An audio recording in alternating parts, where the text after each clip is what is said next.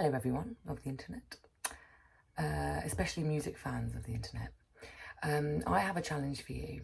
So I'm going to be releasing some new music soon, and due to a lot of information that's come to light, I'm going to be moving all my music and releasing any new music now away from a certain big streaming platform and moving it over to Bandcamp.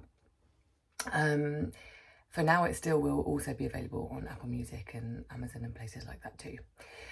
However, I really want to talk about the effect that streaming has on the artist, but also how it affects you guys, because actually I've raised this before as a sort of question mark, but I think it's really interesting to think about. So, you can Google the reasons why a lot of artists now are moving away from Spotify.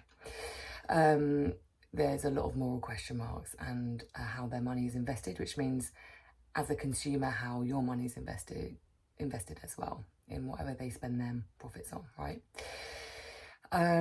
So you can Google that, right?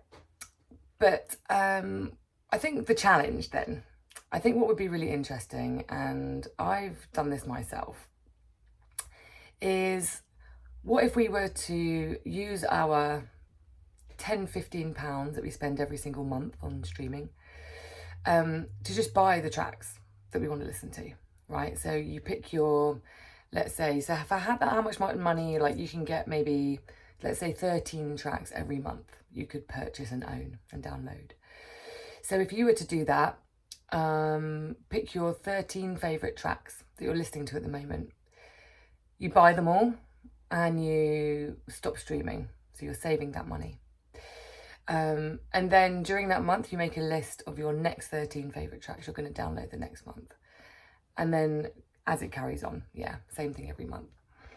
So by the end of that year, you're going to end up with over 120 songs that you own, that you've downloaded, more than that.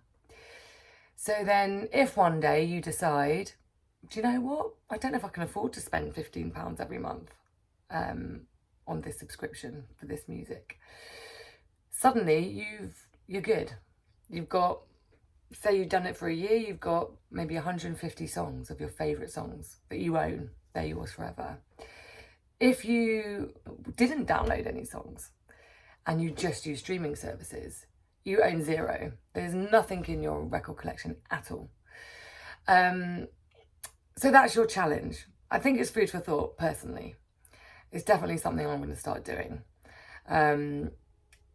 I think it's such a culture of streaming and subscriptions at the moment, but it's a business model. It's the best way to make money because you're not buying anything, you're not owning anything. You're just giving your money away to use a service, which is, I get, an amazing service. There's definitely an argument for that as a consumer.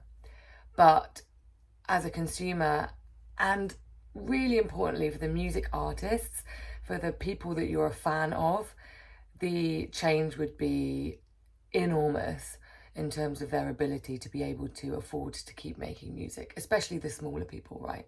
Like me. So that's my challenge to you.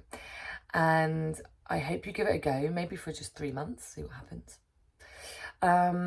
And I would love you to follow me on Bandcamp to help me kick off this new journey for me as a music artist as well, trying this new direction, which, as I said, I know a lot of other people, peers of mine, are starting to do, and I think it's an amazing move.